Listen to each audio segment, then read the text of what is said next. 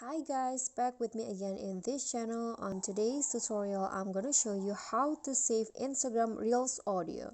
So I've already on the Instagram apps, and then I'm going to just go to the Reels sections by clicking on the center button here.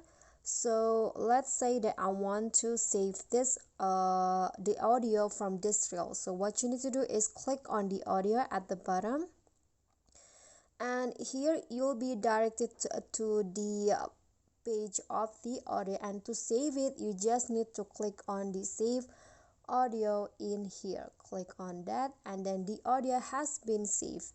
And if you want to find the saved audio in your Instagram, just go to your profile, click on the three lines icon, and then go to saved.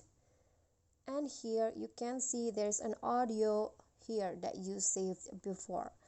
Okay guys, so that's all from me. Thank you so much for watching. Don't forget to click on the thanks below and like this video, comment and subscribe. I'll see you all in the next tutorial. Bye bye.